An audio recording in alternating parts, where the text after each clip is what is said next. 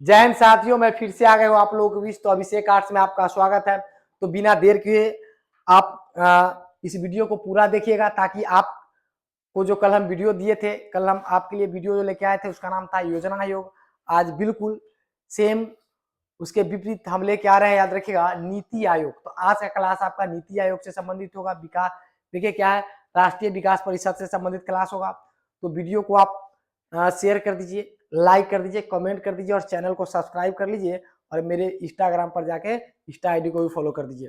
तो चलिए बिना देर किए हुए मिलते हैं हम लोग, ठीक है, नीति आयोग में। देखिए हम लोग जो योजना आयोग पढ़े हैं सेम वही होता है, सेम वही होता है नीति आयोग। आपको कल हम बताए थे कि योजना आयोग जो होता है उसका स्थापना देखिए 15 मार्च 1950 में किया गया था। और प्रथम पंचवर्षीय योजना जो था, याद रखिएगा, वह 51 से लेकर 56 तक चला था। ठीक है, टोटल 12 को पंचवर्षीय योजना था। टोटल कितना था? 12 था, जिसमें लास्ट जो था आपका 2012 से 17 तक था। तो चलिए आज हम लोग नीति आयोग की बात करते हैं। देख लीजिए 14 में, याद रखिएगा, जो भारतीय जनता पार्टी की सरकार बनती है, याद रखिएगा, जिसका प्रधानमंत्री नरेंद्र मोदी बनते हैं। तो उन्होंने क्या करते हैं कि भाई पंचवर्षीय योजना जो था, याद रखिएगा, योजना आयोग था याद रखिएगा। देखिए तो योजना आयोग को याद रखिए। देखिए योजना आयोग जो था, याद रखिएगा, आयोग जो था इसको खत्म करते हैं। किसको खत्म करते हैं? देख लीजिए, तो योजना आयोग को क्या करते हैं? खत्म करते हैं। याद रखिए क्या करते हैं, देख लीजिए, तो योजना आयोग को क्या करते हैं? खत्म कर देते हैं। और इसके जगह पर लेके आते हैं नीति आयोग। कौन सा आयोग? नीति आयोग। बाकी बात सब कुछ सेम होने वाला है, याद रखिएगा। देख लीजिए हम बात करते हैं, अगर आपसे प्रश्न पूछा जाए कि 1 जनवरी 2015 को योजना आयोग का नाम बदल के क्या कर दिया गया? नीति आयोग। देख लीजिए पहले इसका नाम योजना आयोग हुआ करता था। क्या हुआ करता था? योजना आयोग हुआ करता था। और 1 जनवरी 2015 को, याद रखिए, इसका नाम बदलकर क्या रख दिया जाता है? तो योजना आयोग का नाम बदल के नीति आयोग कर दिया जाता है। क्या कर दिया जाता है? नीति आयोग कर दिया जाता है। ठीक है, बढ़िया। देखिए नीति आयोग सरकार के थिंक टैंक के रूप में काम करती है। अगर हम लोग बात कर ले कि नीति आयोग किसके लिए काम करती है, देखिए तो सरकार के थिंक टैंक के रूप में काम करती है। और इसे दिशात्मक राजनीति भी कहते हैं। देखिए बहुत सारे लोग ने नीति आयोग को क्या कहते हैं भाई कि दिशात्मक राजनीतिक है, क्या है, और गतिशीलता प्रदान करता है। क्या करता है? देख लीजिए, और साथ साथ में अगर हम लोग बात करें तो गतिशीलता प्रदान करता है। क्या करता है? गतिशीलता प्रदान करता है। देख लीजिए हम बात करेंगे नीति आयोग के वर्तमान अध्यक्ष कौन है। देखिए तो नीति आयोग के वर्तमान अध्यक्ष कौन है? तो भाई नीति आयोग के जो वर्तमान अध्यक्ष की बात मैं करूंगा तो देश के जो प्रधानमंत्री होता है वही तो होता है अध्यक्ष। तो भाई नीति आयोग के, ठीक ना, अध्यक्ष कौन है वर्तमान में? तो नरेंद्र मोदी जी है। याद रखिएगा, जो हमारे भारत के प्रधानमंत्री जी है, ठीक ना। तो हमारे देश के नीति आयोग जो उनका ये अध्यक्ष भी है, याद रखिएगा। और बाकी बात सब कुछ सेम टू सेम, याद रखिएगा, जैसे आपका जो योजना आयोग था, ठीक ना, उन्हें नीति आयोग होता है, सेम टू सेम होता है, उसमें कोई चेंजिंग नहीं किया गया। ठीक, चलिए हम लोग आगे बढ़ते हैं। देख लीजिए अब है आपका राष्ट्रीय विकास परिषद। क्या है भाई? देखिए तो राष्ट्रीय विकास परिषद की मैं बात कर लूं, किसका बात कर लूं? देखिए राष्ट्रीय विकास परिषद की मैं बात कर लूं तो हम लोग राष्ट्रीय विकास परिषद पर बात करते हैं। राष्ट्रीय विकास परिषद की मैं बात कर लूं तो इसका स्थापना 1952 में हुआ था। कब हुआ था इसका स्थापना? देखिए तो 1952 में आपसे प्रश्न पूछा जा सकता है कि राष्ट्रीय विकास का, ठीक ना, स्थापना कब हुआ था? तो 1952 राष्ट्रीय विकास परिषद। देख लीजिए क्या, देख लीजिए तो राष्ट्रीय, देख लीजिए क्या भाई, देख लीजिए राष्ट्रीय विकास, याद रखेगा, विकास, याद रखेगा, परिषद, ठीक है। देखिए राष्ट्रीय विकास परिषद, अगर आपसे प्रश्न पूछा जाए, ठीक है, कि राष्ट्रीय विकास परिषद का क्या होता है, तो देख लीजिए आप, ठीक है, स्थापना 1952 में किया गया था। कब किया गया था? देख लीजिए 1952 में किया गया था। चलिए हम लोग आगे भी बात कर लेते हैं।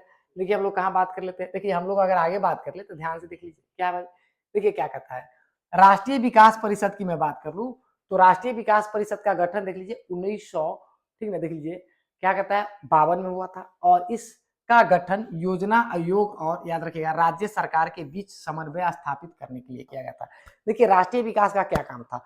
तो राष्ट्रीय विकास परिषद का काम था 1952, देखिए 1950 में 15 मार्च 1950 को योजना आयोग का स्थापना किया था। और 1951 में प्रथम पंचवर्षीय योजना लागू होता है। और उसी बीच 1952 में राष्ट्रीय विकास परिषद का स्थापना होता है। और इसका काम क्या होता है कि योजना आयोग और जो राज्य सरकार होती है उसके बीच के, ठीक है, संबंध को बरकरार बना के रखना, यानी समन्वय स्थापित करना।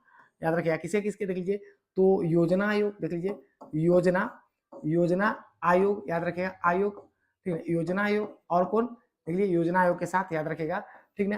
क्या नाम है इसका, जैसे कि तो भाई योजना आयोग के साथ क्या नाम है, हम आपको बता दें, राष्ट्रीय विकास परिषद, देख लीजिए नहीं, राज्य सरकार, देख लीजिए राज्य सरकार, देख लीजिए तो राज्य सरकार, देख लीजिए राज्य सरकार के बीच क्या करना, तो समन्वय स्थापित करके रखना। चलिए राष्ट्रीय विकास परिषद की मैं बात करूं, देखिए राष्ट्रीय विकास परिषद की मैं बात कर लूं तो इसका अध्यक्ष कौन होता है, तो इसका अध्यक्ष होता है प्रधानमंत्री। अगर आपसे प्रश्न पूछा जाए कि राष्ट्रीय विकास परिषद के अध्यक्ष कौन होता है, देखिए तो योजना आयोग का अध्यक्ष भी प्रधानमंत्री, राष्ट्रीय विकास परिषद का भी प्रधानमंत्री, देखिए, और राष्ट्रीय विकास परिषद के सदस्य, सभी सदस्य राज्य के मुख्यमंत्री और केंद्र शासित प्रदेश के प्रशासक होते हैं। देखिए अब हम लोग बात करेंगे इसमें, देखिए क्या बात करेंगे, हम लोग बात करेंगे कि इसका अध्यक्ष कौन होता है। सबसे पहले देखिए राष्ट्रीय, देख लीजिए हम बात करें, देखिए देखिए राष्ट्रीय, देखिए राष्ट्रीय विकास, देख लीजिए विकास परिषद, देखिए परिषद, देखिए राष्ट्रीय विकास परिषद, देखिए तो राष्ट्रीय विकास परिषद की मैं बात करूं, ठीक ना, तो इसका अध्यक्ष कौन होता है, सबसे पहले याद रखिएगा। देख लीजिए तो अगर हम लोग अध्यक्ष पर बात करें, देख लीजिए तो इसका अध्यक्ष कौन होता है, तो इसका अध्यक्ष होता है पीएम, क्या होता है, देश का पीएम।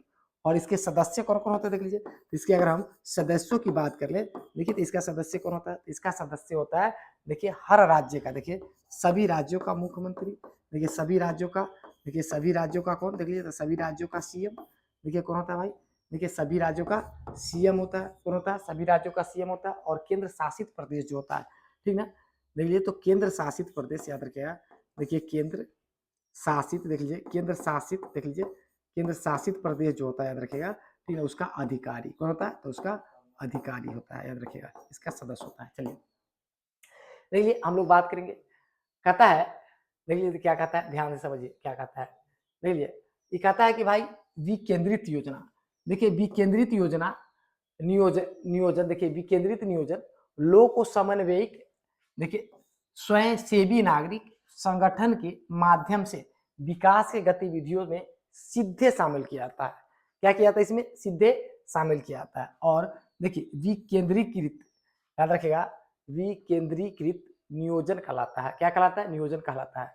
इसमें देखिए पंचायत, देखिए प्रखंड और जिला स्तर की योजना तैयार की जाती है।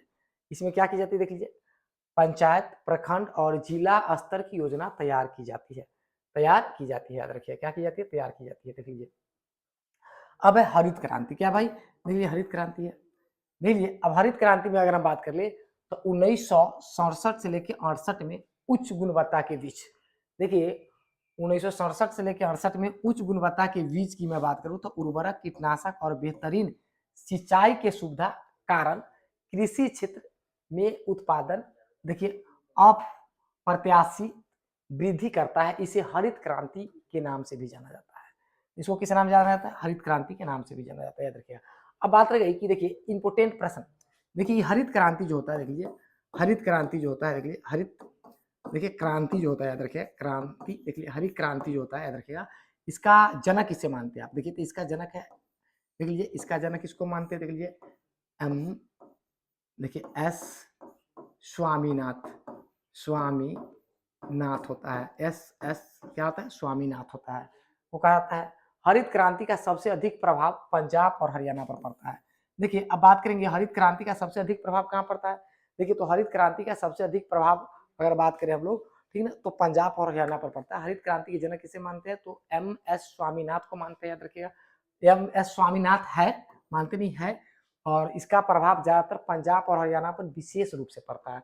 कहाँ पड़ता है, पंजाब और हरियाणा पर विशेष रूप से पड़ता है। तो हरित क्रांति का सबसे देखिए अधिक प्रभावित उत्पादक माने फसल कौन सा, तो गेहूं का उत्पादक है।